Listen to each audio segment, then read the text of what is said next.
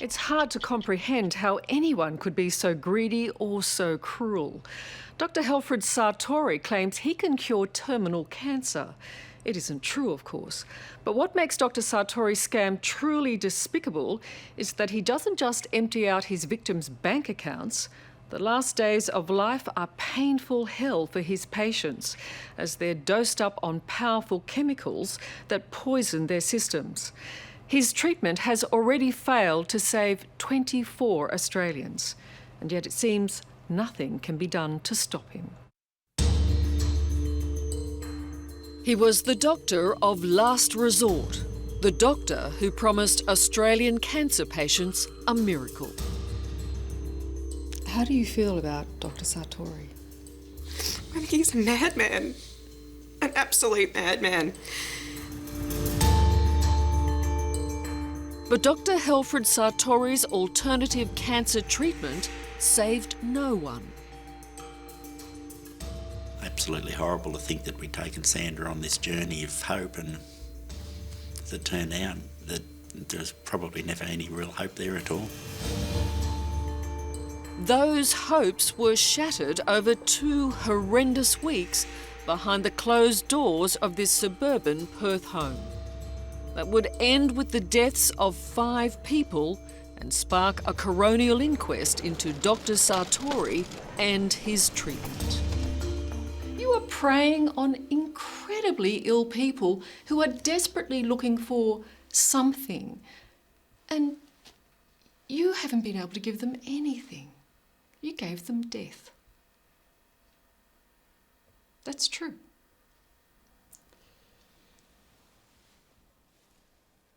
I said, well, anyway, I believe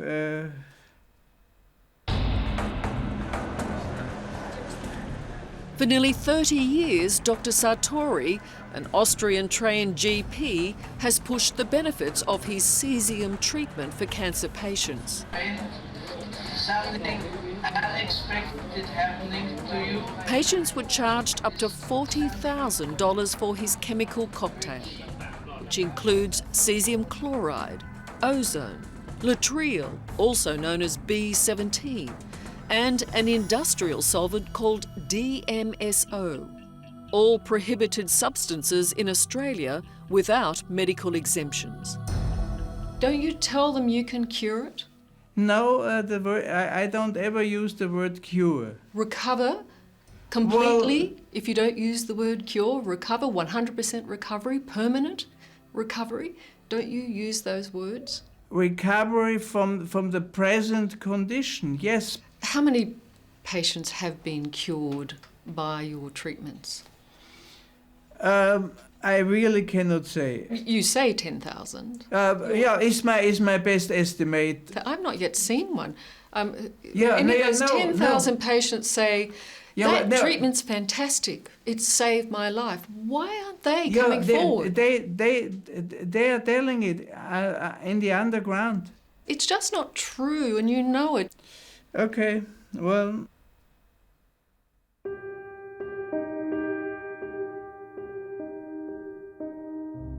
It was that promise of a cure that drew 69-year-old Pia Bosso to Dr Sartori 6 years ago. Her niece, Sandra Hoffman, says Pia was told the treatment would destroy the cancerous tumours in her thyroid. This was going to be a cure. Yeah, cure. They were the words that she used. They were the words that other people there told me as well, that this treatment has helped other people, that they've seen it with their own eyes. 53-year-old Sandra McKenzie was also promised the treatment would combat her breast cancer. Her husband, Jared, and daughters Natalie and Renee were encouraged by the apparent evidence that Dr Sartori offered. When we looked into this program, it clearly showed that there was this cutting-edge treatment available through a leading international cancer specialist. It seemed legitimate enough to have a crack. We were virtually told that it was a fantastic miracle cure, that the pharmaceutical companies didn't want you to know about because it would put them out of business? We were told that it wasn't authorised and that we would have to be very quiet about it. You were not to let on. No. The concoction of chemicals, as I understand that, treated the Australian patients were made up of ingredients that are not legally able to be obtained in Australia. Where No, they are legally obtained in Australia. These are paint strippers, solvents. These are. Yeah, sure, they can use it for that too. But every veterinarian and every athlete in the United States uses it. But you're not supposed to use it in humans. Every athlete. Athletes are not humans for you?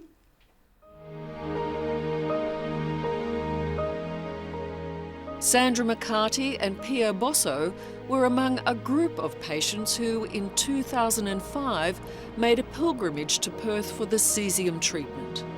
They expected a hospital-standard clinic supervised by an Australian doctor and nurses. What did you walk into? It was just a home. Basically, it was a living room with IVs and buckets to catch vomit and a few portable toilets that we then would need to. This was no clinic? No. No. Within a fortnight, Sandra and Pia were dead. They were among 4 patients to die at the house over 4 consecutive days. A 5th died just over a month later. When did you decide that this was not going to be a good outcome? I think probably the second last day I thought things had gone too far. And then I think the treatment the last day was very, very hard for Sandra. I could tell that she was really trying really hard to accept the horrible things that were happening to her body. And she said, "Nat, they're killing me. They're killing me, Nat."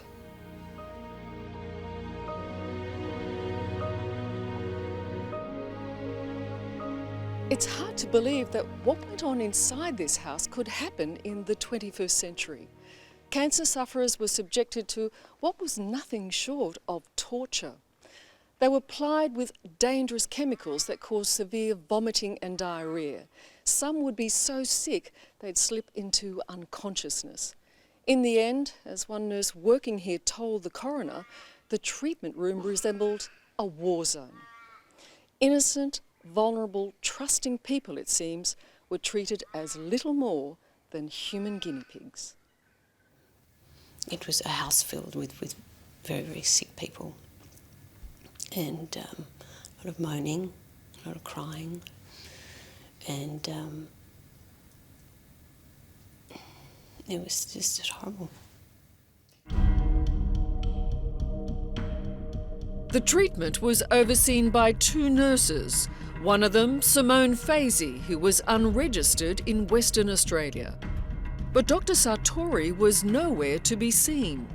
Unbeknown to his patients, he was banned from entering Australia. He's also been jailed 3 times, twice in America and once in Thailand in relation to his treatments. Do you tell every patient, "I have been jailed for incompetence and I'm not licensed"? Do you tell them that? You were absolutely. There isn't a patient that doesn't know that. Dr Sartori told me that he said absolutely every patient knew of his criminal history. Not one little bit of it did we know. You lied about your criminal history to try and get licensed in Australia. Honesty isn't one of your big assets. Is it?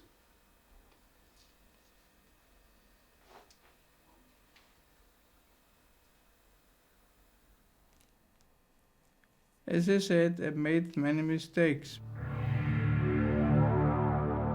In the absence of Dr Sartori, the patients placed their faith in Perth GP, Dr Alexandra Boyd, who owned and lived in the house where they were treated.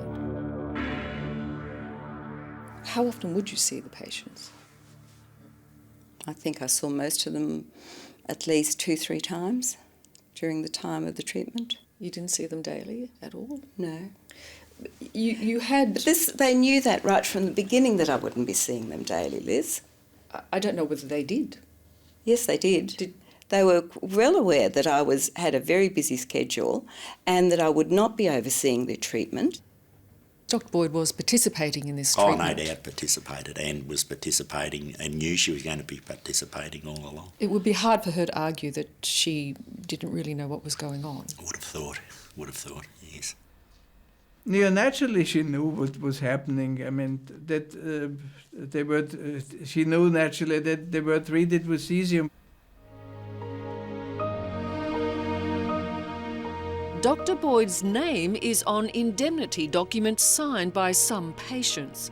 She was paid more than $38,000. Yet this experienced doctor claims she left the care of these very ill patients to Dr Sartori's unregistered nurse, Simone Fazy. You had no idea of the compounds, the chemicals that were being intravenously fed into the patients? No. Did you not say to any of these nurses, what the hell is going on? What is in that stuff? No, because Simone told me she had done this over several years with Dr Sartori, knew exactly what was going to happen. You were in a position to say enough, because it couldn't be done without you. No, that's not true. They still would have continued on whether I was there or not. But it was happening in your house.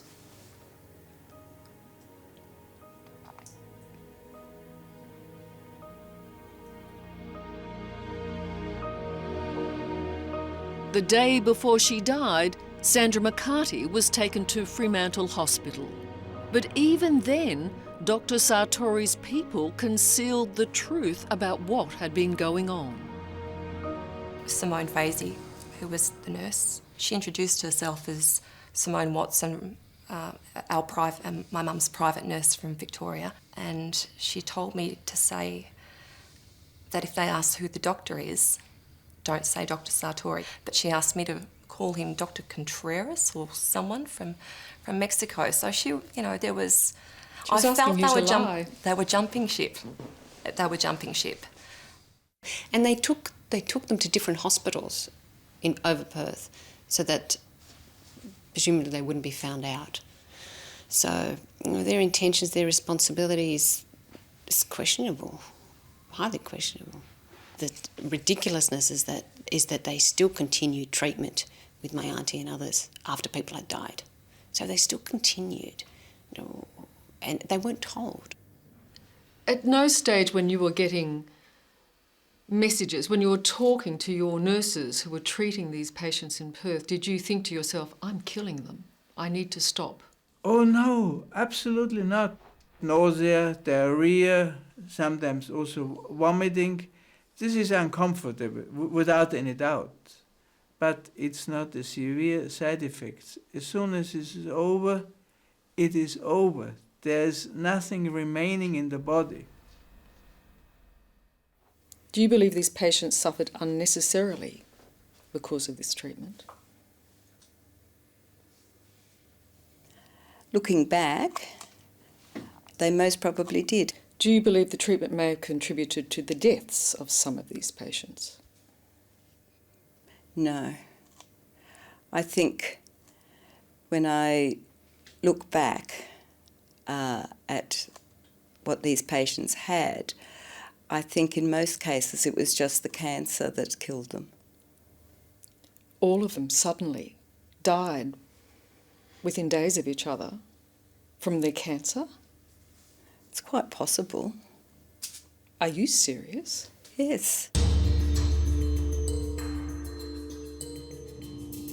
Australian authorities believe they know of 25 patients who received Dr Sartori's treatment. 24 have died, and the 25th, still has cancer. Dr Sartori is now back in Austria and still peddling his wares on the internet. Dr Sartori, can you not see that you're out of step with everybody else and you think everybody else is wrong and you're right? No, it has nothing to do with me. It's like a delusional person speaking. Yeah, it has nothing to do with me. No, but if what you believe is... I guess I don't get why you don't understand why other doctors just think you are crackers. They do.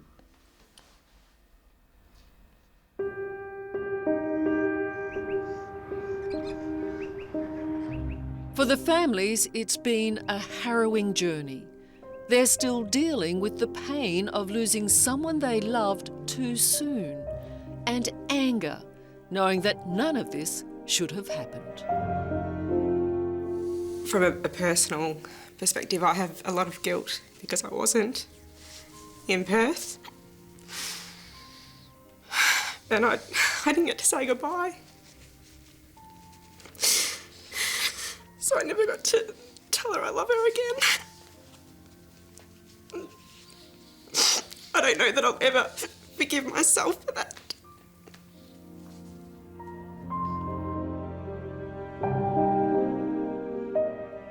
She was a gorgeous, private, dignified lady, and for her death to be such a circus it's disloyal to her memory. Yeah, she was robbed of that dignity, wasn't she? Just That's what should never have happened. That's right. That's been the hard part, really, really hard. These are strong people, I think, that wanted to live and that were prepared to endure a lot of pain. No one is standing up and saying that there was anything wrong with your treatment. It's just extremely sad, and I think somebody needs to be made accountable.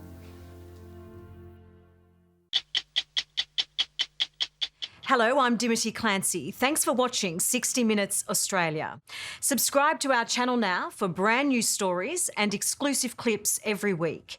And don't miss out on our extra minute segments and full episodes of 60 Minutes on 9now.com.au and the 9Now app.